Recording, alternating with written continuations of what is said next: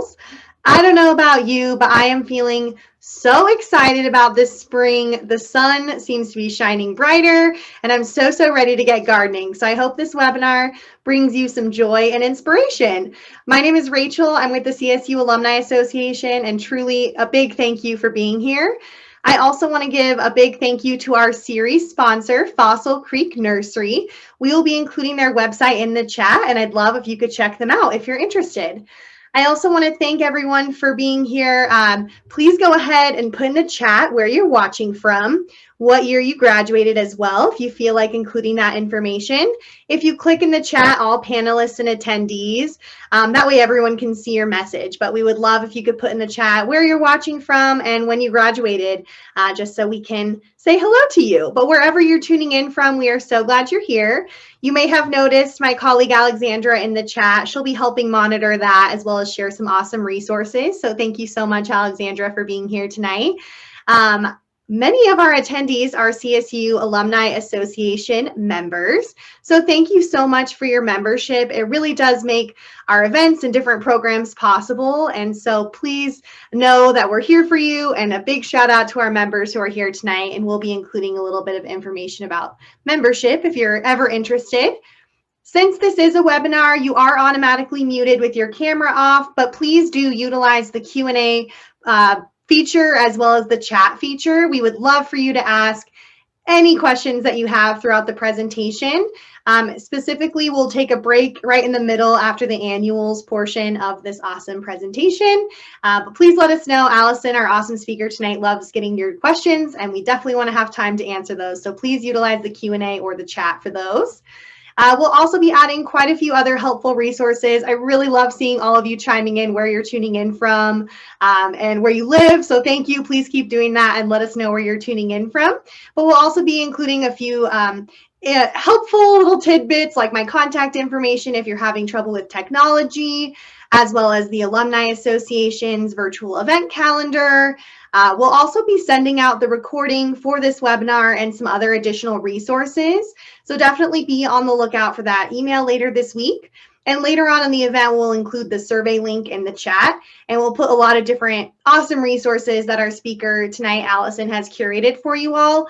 Those will be in the chat throughout the event, but also in our post-event email. So don't fret if you miss any of those links that are coming into the chat now. So you're not here to hear from me, but we have an awesome speaker tonight, Alison O'Connor. Alison is the Colorado State University Extension Horticulture Agent in Larimer County. She has been with CSU Extension for 15 years, and Alison coordinates the Larimer County Master Gardener Program and assists homeowners and industry with horticultural questions. In her spare time, she enjoys golfing, baking, reading, and tending to her 6 backyard chickens, which I just find so fun. Alison, I am thrilled that you're here to bring this awesome and colorful presentation to us tonight. Welcome. Thank you, Rachel, and thanks to everybody at the Alumni Association. I'm a proud alum, class of 2014. I got my PhD at CSU while working and could not be more proud to be a RAM. So thank you, Rachel. Thanks, Alumni Association. And welcome to everybody. I'm looking at the chat, and we have people from California and Nebraska and New Mexico. And I hope some of this content is relevant and relative to where you're living. But if nothing else, you can enjoy the pictures. And I think all of us, with the exception of maybe our friend in California, is excited for spring, because it certainly felt springy today when I was out walking. So again, my name is Alison. I'm thrilled to be here. We're going to talk about 2 different subjects, annuals and perennials, for the Colorado garden. But again, for those of you who joined us, it should be exciting information for everyone. So I am really happy to be here, and let's go ahead and get started. Let me start off by saying, what is Extension? If you're not familiar with the outreach arm of your land-grant institution, Colorado State University, just know it's where the university meets the community. And so we are the outreach arm of CSU, and any land-grant across the United States has an extension unit. And so what we do is we take all of that amazing research that's going on campus, and we bring it back to where you can use it in your everyday life.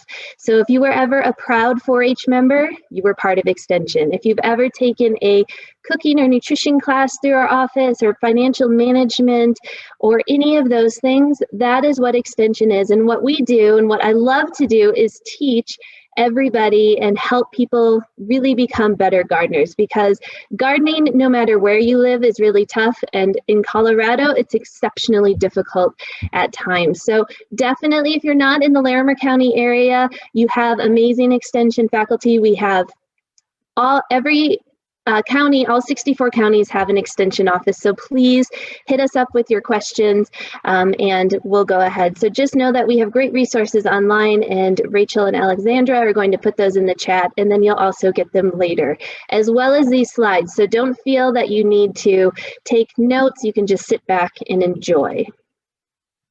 A couple of resources for Colorado gardeners that I do want to point out is, of course, CSU Extension has a plethora of information. I always like to say that if you're suffering from any sort of insomnia, just visit our website. There's tons of things to read, tons of videos to watch, and especially on the topic of gardening, we have so many different types of information. So if you like short topics, Plant Talk Colorado, those are just a couple paragraphs long. If you want to get more in depth, you can always read our Master Gardener Garden Notes, which are 10 to 12 pages. We do have a great blog, and I'm going to mention the blog a little bit later, but our blog is contributed by all of us horticulture agents across Colorado, and so we try to update it twice a week with anything that we feel is timely. My coworker Sarah in Broomfield County just posted about planting bare root plants, so definitely check out the blog. And I will point you to the CSU Perennial Annual Trials. So I'll be talking about what's going on campus in terms of research under the leadership of Dr. Jim Klett. And if you do grow vegetables and you're looking for a way to contribute and give back to your community, or just help your neighbors in need, we have a wonderful program called Grow and Give Colorado. It was started last year as the Modern Victory Garden. And so what we did is we encouraged people to grow a little more and then either share with neighbors or a food pantry.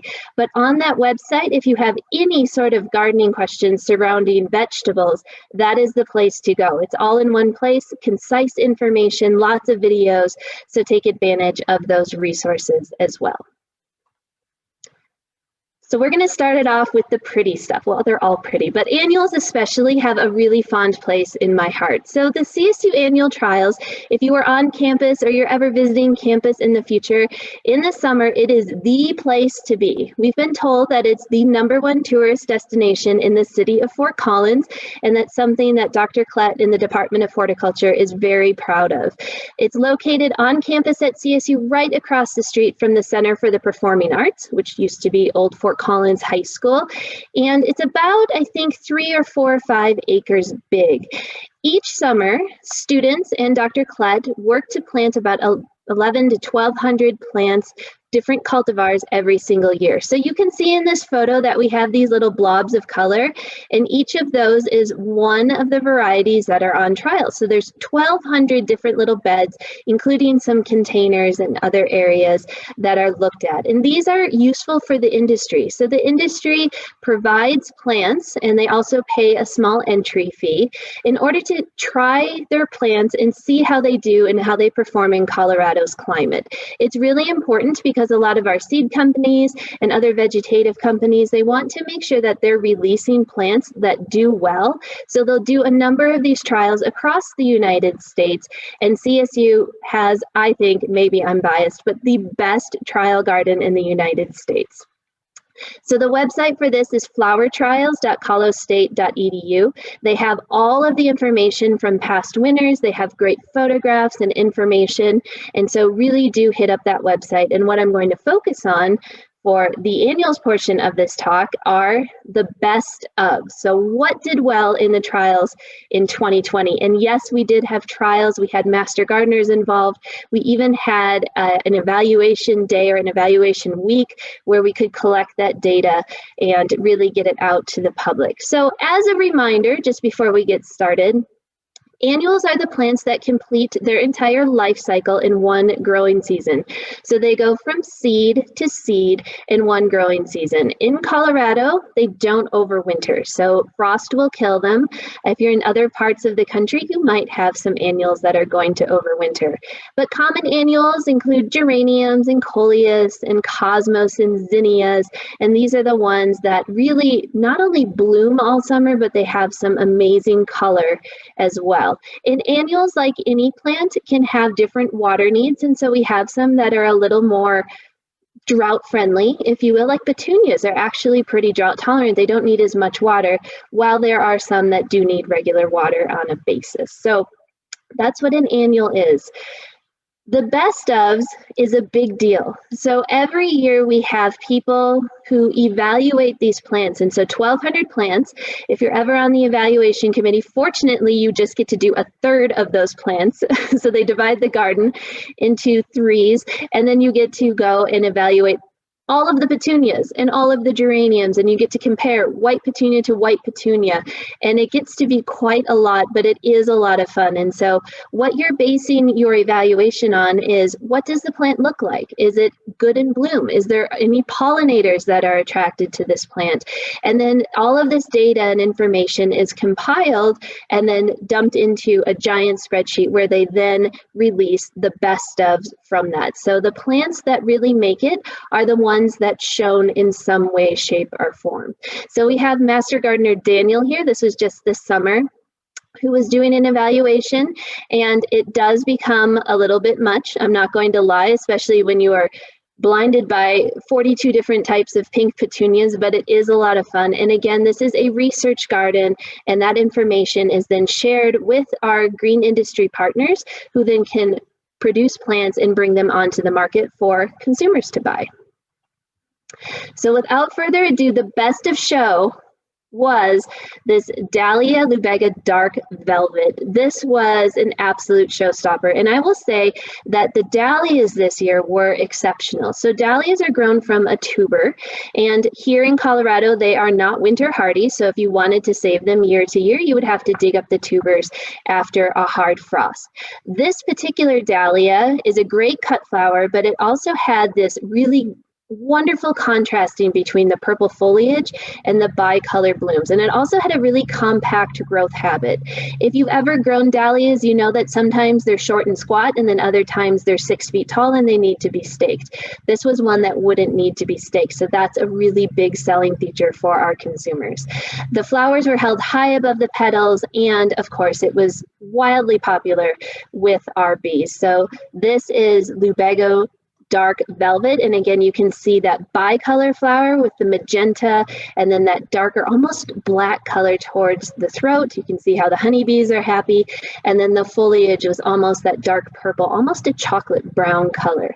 So this was the best of the best. This one should be readily available in your local garden centers here in Colorado, so take a look for that, but just know that a lot of the dahlias did well. Our next plant is the Novelty. So this is one that's a little off the beaten path, something that really makes you stop in your tracks.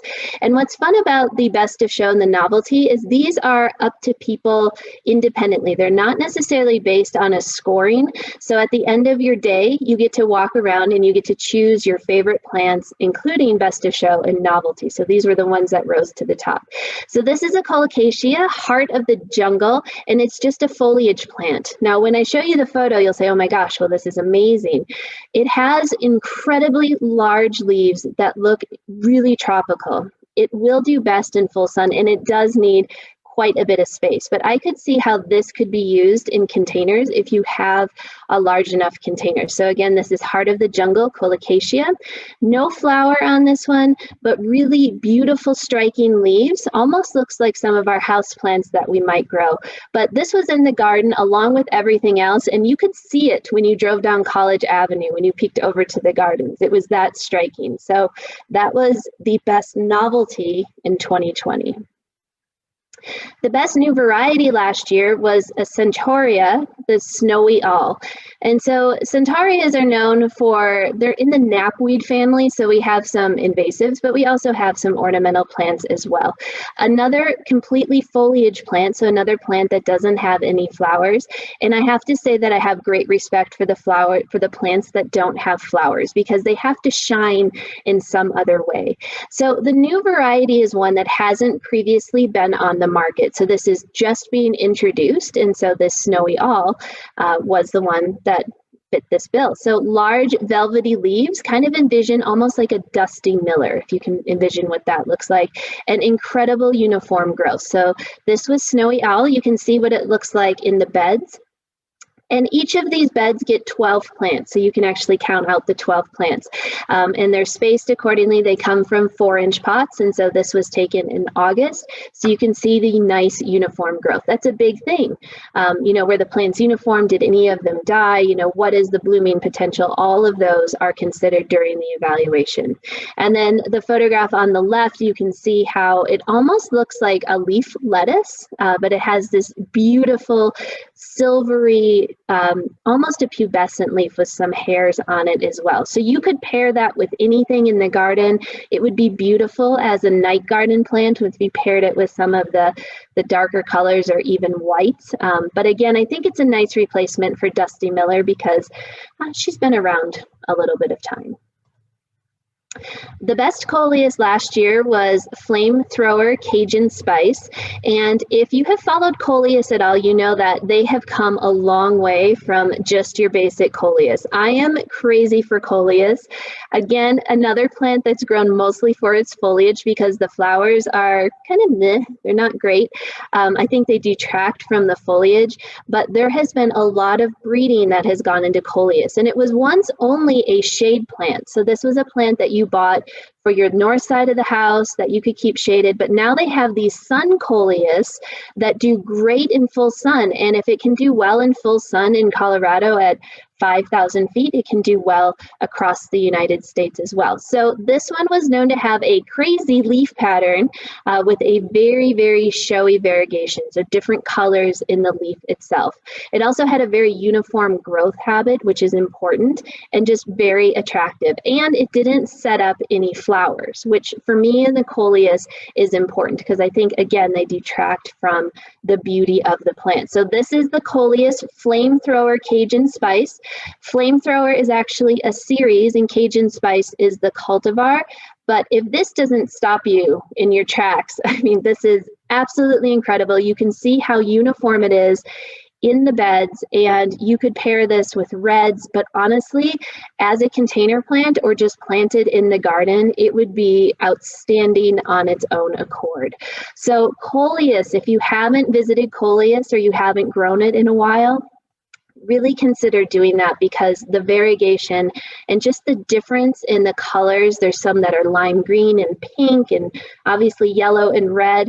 There's so much difference, and I think Coleus has a place in our landscapes where it's really fitting some of our niche. So that's Flamethrower Cajun Spice. Geraniums are a tried and true. Geraniums remind me of my mom because every year she has a pot of geraniums on her patio, and they're usually red. So red geraniums are a little tricky. And growing geraniums, a red geranium in Colorado, sometimes you get them bleached just because of the intense sunlight. So red is a very, very personal color. Some people like more of a brighter red. Some people like a darker red. So this is a true darker red, almost like a scarlet. This is one that has been a multi-year winner. And so the way that works is that these plants can be re-entered if they have been improved in some way. So the breeders will take this information back from the evaluations and they'll go into the lab and they'll improve it. So maybe they'll make it, bloom a little bit longer, or they'll have the color last a little longer, or they'll do some tweaks to it and then reintroduce it. So Calliope Large Dark Red has been a winner in the past.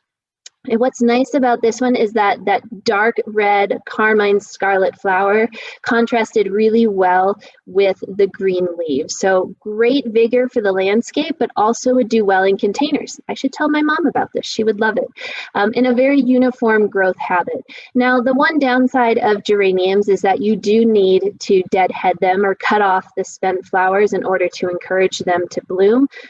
So this one does have that extra maintenance, but in terms of beauty, it is absolutely spectacular. So again, a really nice red, and I feel like this doesn't necessarily give it justice. When we take photos of red plants and then show them on computer screens, it tends to look a little strange. So it almost looks a little orangey from my perspective.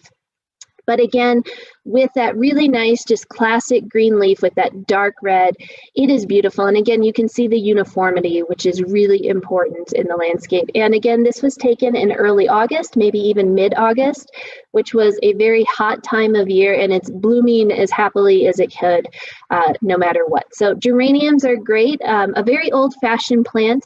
I love the smell of them, so deadheading them reminds me of childhood. That was one of my jobs.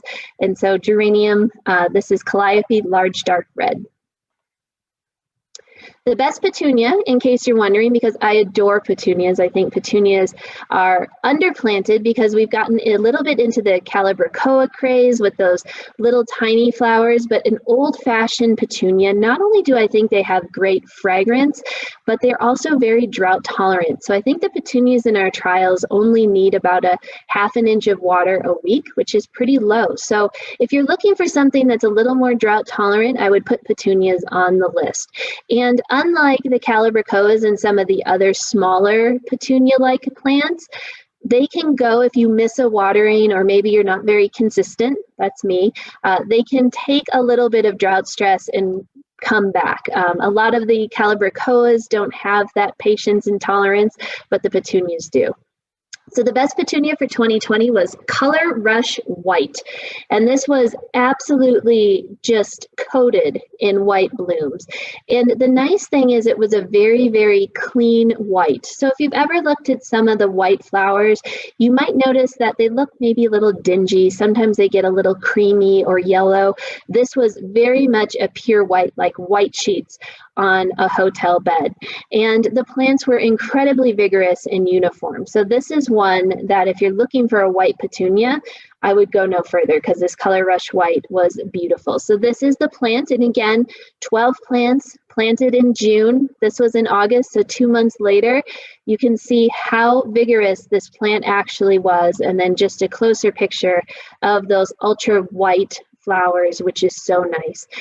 These do deadhead, which is really great. Obviously, if you don't like the look of them, sometimes some of the older fashioned petunias, they kind of hang on and they look a little limp, but a lot of these do self-shed, which is really nice. So it saves us the maintenance of having to deadhead them. So this was Petunia Color Rush White. The best container plant for 2020 was also a petunia, and this was called Bee's Knee. You might envision what color it might be. Containers have grown in popularity, of course. I think that a lot of us have container annuals and some of us have container vegetables on our patio. Plus, as lot sizes change and maybe we have less land to garden in, having some container options is always a good idea. So this is something that Dr. Klett and his crew have really invested in the last few years, is expanding the container trials. So now we have shade containers and we also have our full sun containers. There's even these really great combinations that you can buy if you're not sure how to place things together on color or shape or form. They have what they call our quick combos. And so they are plants that are all planted together. So you'll get 3 different varieties of 3 different colors. And then that's what you plant in your container. So it takes the guesswork out of trying to figure out what goes with what, or does this have the same water needs as this plant? And that makes it really easy. And they have a lot of fun names. So look for those quick combos. A lot of the nurseries and garden centers are starting to not only plant them, but also buy them in.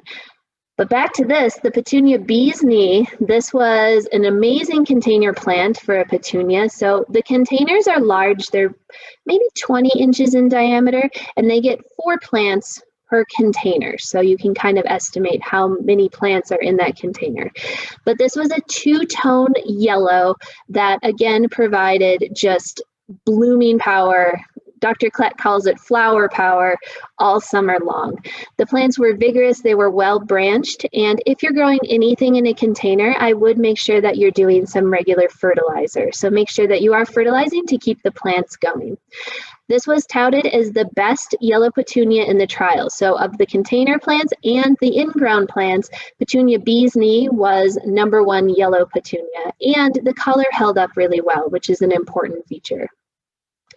So a couple of photos of Bee's Knee. I love this. It's almost like a richer butter color. So it has some of that buttery color on the edges, but then it has more of that gold in the center. And to me, this just screams summer. It's so cheerful and so bright. And I think I have one more photo of what it looked like in the container. So again, that's about a 20-inch container with 4 plants planted in June. And you can see how prolific those blooms are. But it's absolutely adorable. And that's Petunia Bee's Knee, the best container petunia that we had. And rolling into the colors of the year, look what fits the bill. It is our Petunia Bee's Knee.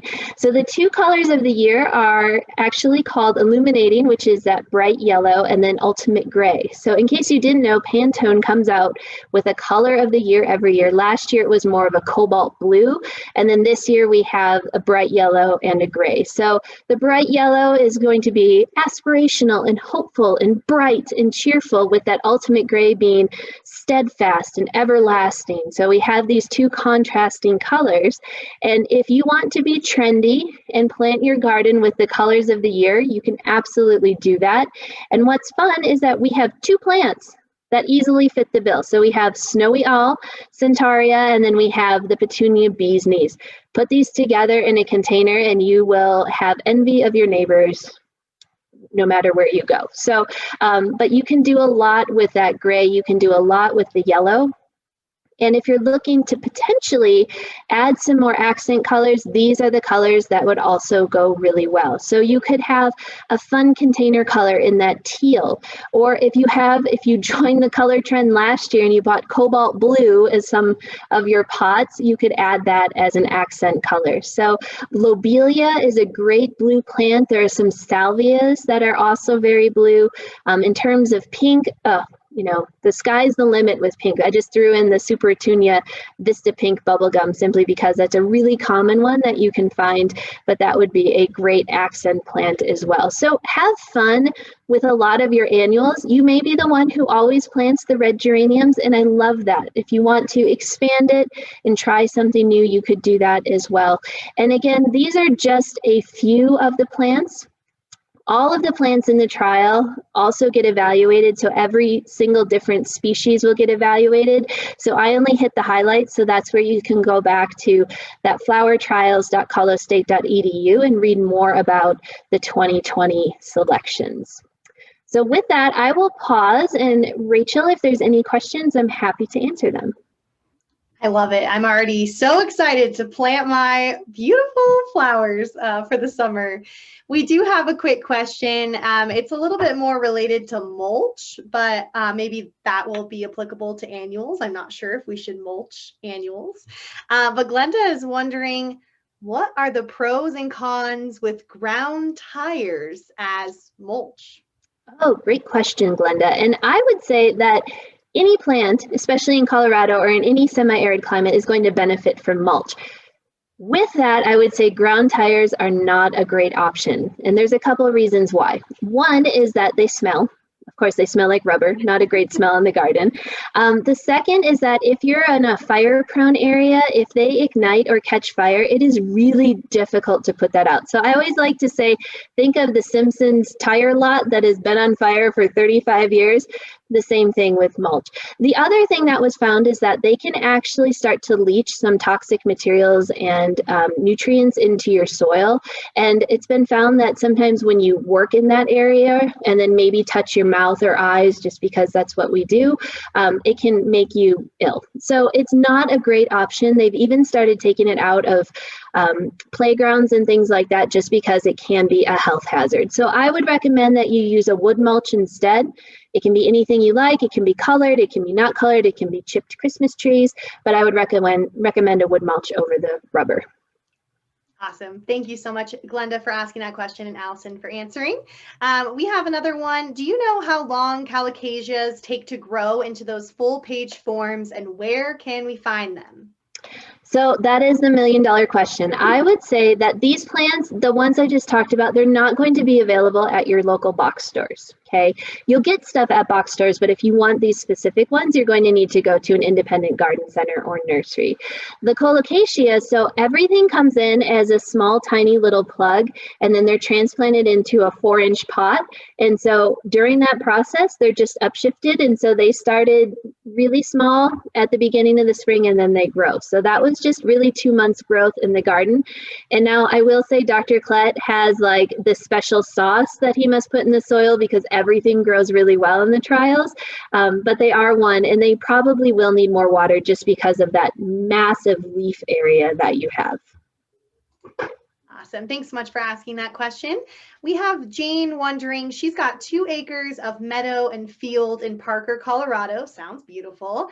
She said there's a lot of wildflowers like wild lupine, and she's wondering if she should fertilize these. So Jane, I would say that if these are mostly natives, then no. I would also say that if they're growing well, then no. I would say that fertilizer, especially fertilizing 2 acres, that's going to take a considerable effort. But for the most part, a lot of these plants are able to recycle nutrients. So at the end of the season, when they die, they're going to break down into organic matter, which is going to benefit them long term. So usually native prairies are not fertilized. So I would invest your resources elsewhere. Awesome. Elizabeth is wondering, what are your ideas for shade gardens? Shade garden perennials or annuals, Elizabeth, I will ask. I'm sure she's maybe interested. You could clarify, in both, that would be helpful. Give her a second to answer that, and I'll skip to the next question. Someone is wondering, is it okay if wood mulch has pine needles in it? Totally, yes. So I would always advocate that if you have your pine trees and they're starting to shed their needles, just leave it. I mean, think of how things grow in the forest, but it's free mulch for you. And what I love the most about pine needles is that they knit together. So if you live in a windy area or things tend to move, those pine needles usually stay in place. So it's organic, it will break down. And don't worry that it might be too acidic, because it's not. Even though they are in typical Colorado soils, they're going to be neutralized. The acid is going to be neutralized. So the soil underneath your evergreen trees is not acidic at all. Awesome. Elizabeth is wondering either perennials or annuals. That would be great suggestions for the shade. And I'm sure you have probably some resources that we could send her as well. Yeah, so just a couple off the top of my head for your shade annuals. Of course, look at the Coleus. Number one, because I love them. You could try some impatiens. There's a lot of begonias that would also do well in the shade. Some of the heart-shaped begonias, the really big ones, not those little cute guys, they're cute too, but some of the other begonias are absolutely incredible. In terms of shady perennials, you could try hellebores. They only need a little bit of light. Hosta, if you have enough water, they do okay in Colorado, but not great. The coral bells will do really well as well, and they can take a little bit less water. So try those for your shady garden. Amazing. And we have 2 more questions, and then I'm sure we'll have a little more time at the end after our perennials section too. Someone is curious if there will be seeds available for these awesome annual trial garden winter plants at some point. And someone else is wondering any advice for starting annuals from seed in the house. So I'm kind of lumped those 2 questions together because they're both about seeds. No, that's perfect. So in terms of getting any of these plants from seed, a lot of them are vegetatively grown. So they're taken from cuttings. Because they've been bred and they have been selected for special traits, a lot of them will not grow true to seed. So it's not very likely that you're going to find them from seed sources. So they'll come from cuttings. That's a lot of how it's done. Plus, it's a lot cleaner in terms of getting stock, and they're less disease prone as well. In terms of starting seeds indoors, we actually have a talk coming up on March 19th. I will show that slide to you. Cassie from Adams County will be teaching that, but you will need to figure out what you want to grow, when you want to plant it, and then kind of start to count backwards. And so you'll have to figure out the germination time, how long it takes to become a seedling, and then figure out when your last frost date is. And then just some basic tools for starting indoors. Having a heat mat is going to be beneficial. A grow light is really, really going to help. And then having some sort of seed tray, or making your own out of newspaper, or hoarding your paper toilet rolls, that will work too. But it's kind of a process longer than what we're able to discuss tonight. But join us on March 19th. I'll show you that slide at the end. That's fantastic. Thank you, Allison. And of course, I always say one more question, but Carrie did have another good one, and it kind of fit into, I think, that shade earlier question. She was just wondering if you have recommendations for what to grow under a pine tree, either annual or perennial. Do you want my honest answer? Really, I would say that if you cannot grow anything under trees, that's probably best, just because if you do that, sometimes you might disturb some of the root system. I'm a tree person, and so I'm always advocating for trees. I have passion for trees. And plus, it's going to be really difficult to get anything to grow. That's a dry shade area. And so getting anything to grow is going to be really difficult. You could try some of the ground covers, like lamium. It's also called dead nettle. That might work. You could maybe try bugleweed. That might be a good one. But for the most part, I would say just leave it mulched and then start your garden outside of the drip line of the evergreens. Something to consider. Awesome. Thank you so much, Allison. And thank you everyone for submitting so many awesome questions to Allison. We'll let you continue on about perennials, and we'll have a little more time at the end for some more questions. Perfect. Thanks, Rachel. Of course. So let's move into perennials. Perennials are fun. I adore perennials. I am a tree person, but I love perennials as well. And so the big thing with perennials is that, remember, they're going to come back year after year. So in terms of bang for your buck, your ROI, perennials usually are a better choice, just because they're going to give you multiple seasons of color and bloom for a one-time investment. They can be lower maintenance. They will take some effort either in the spring or fall, and sometimes to get them to bloom again during the year, you might need to cut them back. But for the most part, perennials are pretty low maintenance, and there are so many available for us here in Colorado in our semi-arid climate. So featured in this photo, this is my front yard. We have lavender at the forefront. Behind that is Echinops, or globe thistle, a really cool plant. And then to the right, the yellow, is a coreopsis, or tick seed. So those are the three featured in this picture. Resources for perennials are enormous. There's a lot out there. So first, I'd point you to the Plant Select website, and Rachel and Alexandra will be not only putting this in the chat, but also sending out this information later. Plant Select is a cooperative program with CSU Denver Botanic Gardens and the Green Industries. And the point of this program is to research and trial plants that are then introduced for climates that are good in the semi-arid West.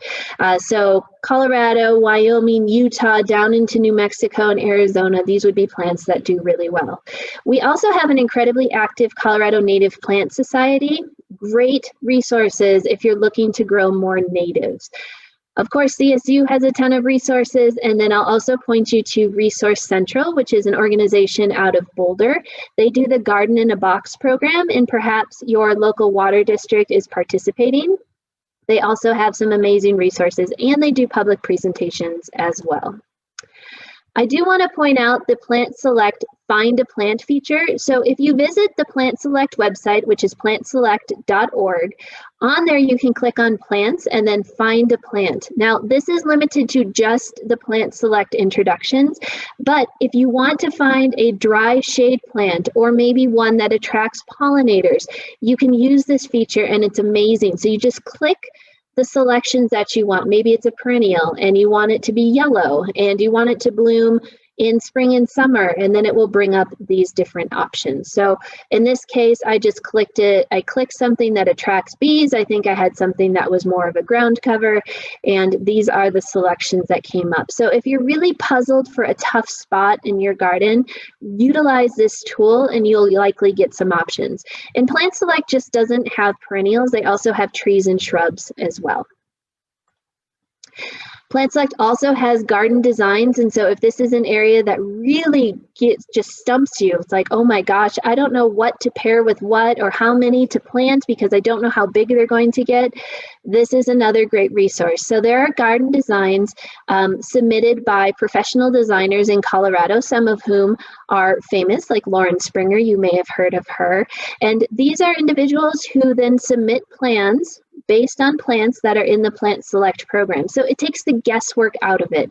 So if you have a 10 by 10 area and you're not sure what to plant, you could go to the design tab on the Plant Select website and click on these garden designs. They are specific, so if you want a prairie inspired look or a water-wise cottage garden, so they'll be specific and be different, and they'll tell you how many plants to buy and what type of plants you need to get. Resource Central has something similar. So again, they do the Garden in a Box program, which your local water district or city might participate in, and usually you get a discount, but you can buy them as the general public as well. So Garden in a Box are these pre-packaged designs. They come in a little kit. You get these 2 to 4 inch plants, you pick them up, and then you can go home and plant them according to the scheme. So this one you can see is a full sun. It's 74 square feet, and then you get 15 starter plants, and you can plant them accordingly. So again, it really takes a lot of the guesswork out if design is not your strong suit. This will also help those of you who might be what I call plant plunkers, where you go to the garden center and you just willy-nilly buy plants, and then you get home and you think, oh my gosh, I don't know what I'm supposed to do with this, or where do I plant it, or where does it fit? It really takes out some of those concerns. So Garden in a Box, Resource Central is a great organization as well. In addition to the annual, CSU also has perennial trials, and these are located mostly just outside of the old Fort Collins High, or the Center for the Performing Arts. So it's across Remington Street from the annual trials. What you'll need to know about the perennial trials is that they actually are 3-year trials. So each plant is grown for 3 years. That means 2 winters and then 3 full summers. And then a student takes measurements and photos of them on a monthly basis. So they look at height and width and bloom time, bloom color, and they also look at survivability, because these are plants that we want to make sure survive most garden conditions. And so we don't want to introduce any plants that, you know, have a 50% survivability. We really do want 100% on there.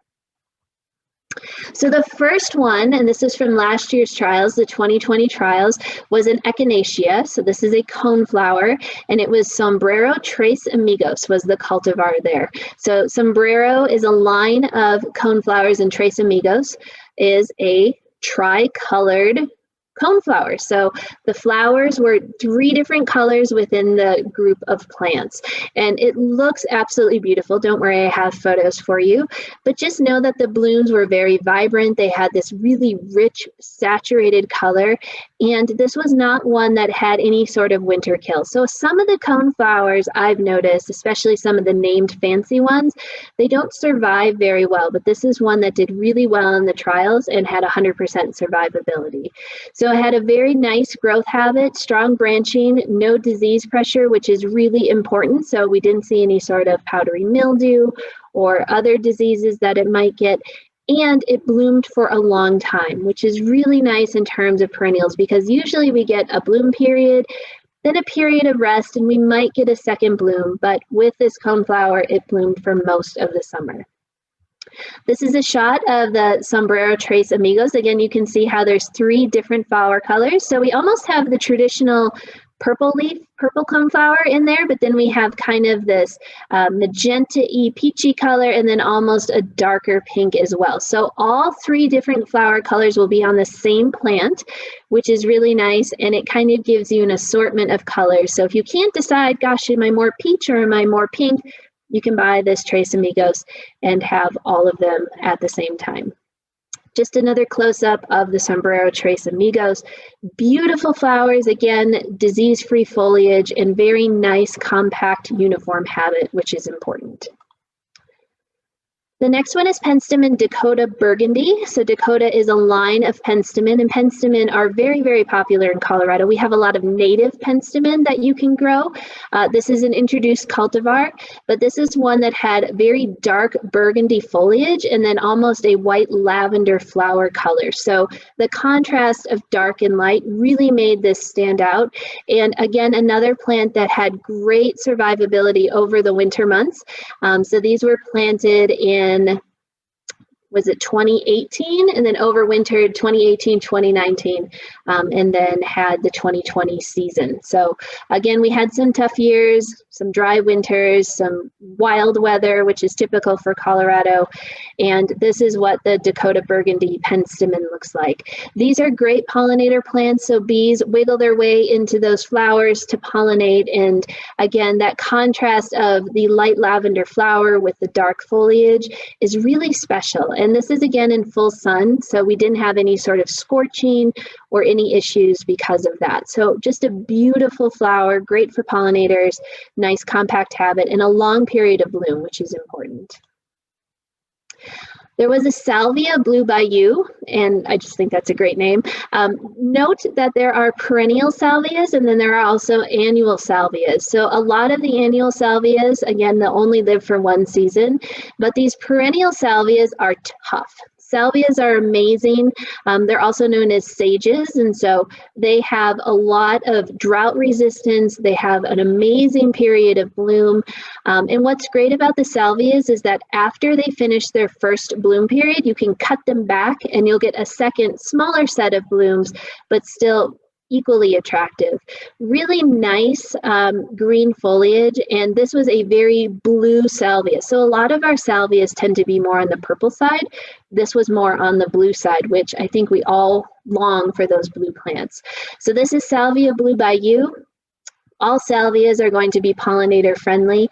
You can see how uniform these plants are and how compact they are, and just loaded with blooms. So again, this was likely taken early in the season during the first set, but after those blooms are done, you can whack it back. And what I mean by whacking it back is literally cut it just a few inches from the ground. It's going to regrow that season and do a second set of blooms, which is really quite nice. It'd also be a nice cut flower as well. Other perennials that are just a sure thing, these are not in the trials, but some of them are plant select plants. So these are ones that I have found to do well. So I will give you a full disclosure about the type of gardener I am.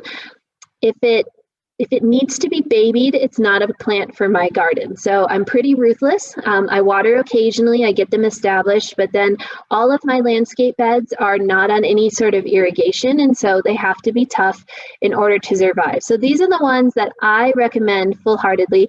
They are all full sun plants. So my friend with the shade garden, unfortunately, these won't really do well, but these are ones that really can take it hot and dry, which is great. The first is Hummingbird Trumpet. If you haven't grown Hummingbird Trumpet, please, by all means, give this plant a shot. It's Zaushinaria, and like the name says, it absolutely 100% will attract hummingbirds to your garden. They love those tubular flowers. They're a bright orange color. The foliage itself is more of a light green, and it's just a mat of flowers. I would say it's not really a perennial, it's more of a ground cover, and it takes up space. And it blooms all summer. From July through frost, this plant will be in full bloom. This is in my garden in my front yard, and so this was taken in June. So it will start greening up usually sometime in April. And what I do, this is my little secret with this plant, is I mow it down with my lawnmower every spring or in the fall, depending on how I'm feeling. So I literally take the lawnmower and chop off everything from the previous year, and then it just grows back. This is an extremely hardy, tough plant. I have it planted next to the sidewalk and my driveway on a west-facing exposure. So hot and dry, doing really well. It has engulfed my rows, as you can see, and it is absolutely beautiful. So blooms would start about early July and again go until the frost. And it's just a mat of flowers that attracts the hummingbirds, super drought tolerant. And again, just give it some regular water to get established. And then after that, it should be fine with just occasional water in extreme periods of dry. Very cold hardy, so if you're up higher in elevation, this will be one that you can grow because it's hardy to zone 3. Some other plants that do great are the sedums, also known as the stone crop. And what I love about the sedums is that they're so diverse in their habits. So we can have ground cover sedums, and then we can also have taller sedums. These are plants that, again, love it hot and dry. They're succulents. They can tolerate really bad soil.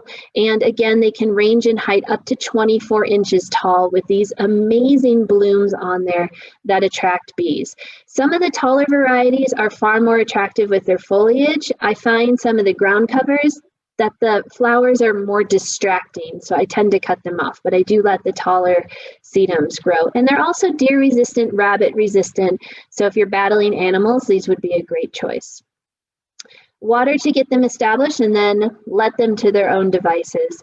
Some of them, this is autumn joy sedum. That's a very popular cultivar, taller, maybe 2 feet tall. They will have these spectacular flower blooms, and it blooms really late into the fall. So it'll start blooming usually around September. And when it gets hit by just a touch of frost and the frost crystallizes on those flowers, it is so beautiful. And so it's this really nice pink color, and it starts blooming at a time when the rest of our garden is just tired. It just doesn't look good. And then the sedums start and the world is right. So just know that some of the ground cover types might reseed gently in your garden. They do great in containers. So this is a hypertufa that was several varieties of sedum, and now it's just one, but I'm fine with it. It looks great. It overwinters on my patio. I do nothing to it. Sometimes I dump chicken water on it, but otherwise it just blooms and it's happy as can be. So the sedums are very versatile and can take a lot of different conditions. A couple sedums to consider are Turquoise Tails. This was a Plant Select introduction back in 2013, and I love this plant. So it is smaller, it's a little ground cover. I find the flowers to be distracting. It's up to you. You can see it planted in front of an agave next to some ball cactus, but it is beautiful, really nice blue color. If you haven't met Angelina, you should get to know her because she is amazing in the garden. So she is lime green all summer long, and then as the days start to cool and frost sets in, she gets this beautiful copper color. So right now she's copper, she'll turn green, and what I love is that she just spreads very gently across the landscape. I found her in very random places, but she's not invasive by any stretch of the imagination. She just finds these pockets and takes note, and that's fine with me. But Angelina is really popular. This is one that you can absolutely find at any box store during the spring. Autumn Fire is one of our taller sedums, very similar to Autumn Joy. It's another one that blooms later in the fall, and it's absolutely incredible to me. These seed heads, the flower heads, are so heavy. So it's great that it can support those seed heads and it doesn't flop over.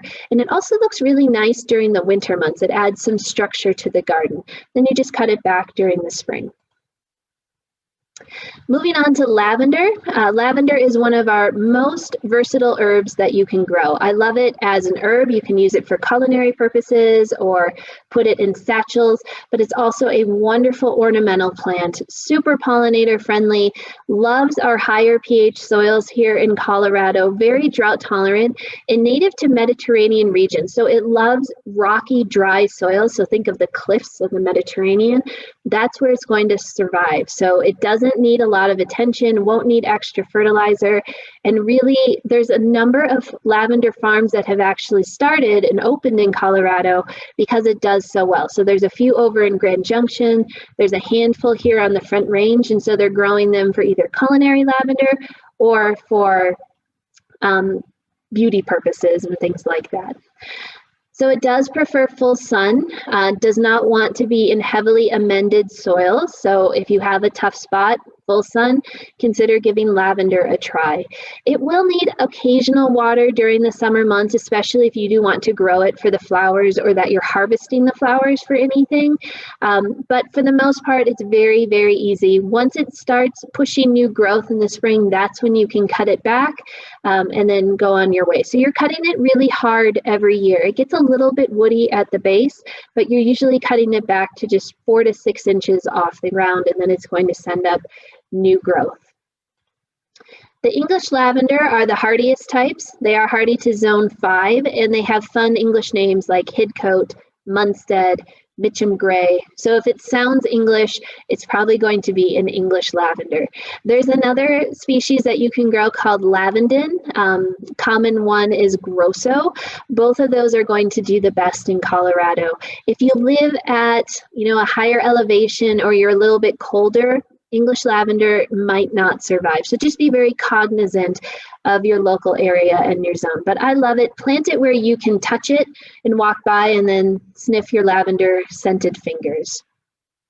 There's a super cute one called Wee One that was introduced by Plant Select. This was in their rock plant collection. And so if you have a rock garden or these little spaces, Wee One is perfect. It's only about 8 to 10 inches tall. It is so cute, has all the attributes of a lavender, and does great in these what we call crevice gardens and smaller spaces. And I do have to throw in an ornamental grass. I think sometimes our ornamental grasses get overlooked. There's a number out there. I just want to call attention to the switchgrass, also known as panicums. And there are so many cool ornamental introductions. And so grasses really fit a great niche. If you might not have space for a shrub, or maybe you're concerned about the growth habit, grasses can get to be quite large. So some of the miscanthus can actually get to be 6 to 8 feet tall. A lot of the switch grasses will get to be 5 feet tall, but they're very well behaved, and that's an important thing. And some of the selections have incredible fall colors. So if you're dying for some fall color that's red or has some oranges in it, a lot of the grasses can really fit this niche. This happens to be a warm season grass, so we have our cool season, warm season. It will start to green up sometime in June once the soils tend to warm. It will bloom well into the fall, and I like to say that it has a fireworks type flower. To me, it's like fireworks bursting over the top of the plant. And I put in there twice that it has good fall color. Heavy metal is a cultivar you could consider. Heavy metal is a little bit more bluish gray, but again, it has those great fireworks seed heads. 4 to 5 feet tall with those seed heads intact. So it's not one for a smaller space, but great as the back of the border plant. And then one that I just can't get enough of is Shenandoah. And the reason I love Shenandoah is because she gets these bright red streaks during the fall. So as soon as the weather starts to cool, those grasses start to churn color, and then we'll get the anthocyanins, the red, that are starting to show their pigmentation. And then there we have her planted next to some cone flowers. And so you can get ideas of how you can incorporate these plants together. Shenandoah for me only is about 3 to 4 feet tall, not quite as tall, but I have her planted with some fall blooming sedums. I have her in the front yard next to some other ground covers, and it is a phenomenal plant. So Shenandoah is a great one to consider. So to wrap it up, this is where you can take your seed starting class. We have a series of classes with CSU Extension, Fridays at noon starting March 19th, and we will go all the way through May 14th. You do have to register, similar process to how you signed up tonight. You can do that via the cohorts blog, so that's csuhort.blogspot.com. Click on gardening webinars. We have everything that we have recorded from last year, and so if you're looking for classes or information, we have likely covered it. Otherwise, we'll cover it coming up. But do join us. These are free. They're open to the public. We really just want to help you with your gardening endeavors. If you're not local to Colorado, hit up your local extension offices for their information, because teaching in this virtual format has proven to be very successful, and we're able to reach a lot more people. So with that, Rachel, I will take any additional questions that have come in. If I don't get to your question, please send me an email. I would love to hear from you. Ask me whatever you have on your mind. Happy to do that. And thanks again for the CSU Alumni Association for this opportunity. So fun. Thank you so much, Allison. I love that. I was writing down a bunch of ideas for my own yard this summer. So thank you so much. We do have quite a few questions coming in the Q&A, and some of them are a bit longer. So I'll encourage some of those people that we don't get to, please do email Allison for those more specific questions. But I thought this one was a good one because you just were talking about these grasses. Someone is curious how these grasses do in containers and how would they overwinter? Great question. And if you want to overwinter anything in a container, first of all, if you plan to keep it more than 1 year, it needs to be a large enough container. So make sure that you're giving it plenty of space. And then if you plan to overwinter it, you can. The recommendation is that you either put it on the north side of the house. And the reason for that is that the temperature doesn't fluctuate as much. You'll want to water it really well. And then on warm days like today, you'll want to add some more water. You could also put it in an unheated garage and it should do just fine. Just be cognizant that, you need to consider how long you can hold it in the container, but you could do at least a couple years. And then the third option, I should mention this, is that you can always sink the entire pot into the ground in your garden and then have it overwinter in that way and then pull it out and voila, container next year. Oh, that's very smart. Awesome. Someone is curious. Sarah's wondering, she wants to partially xeriscape her front yard this spring and is wondering if you suggest putting an irrigation system while she still has the chance to.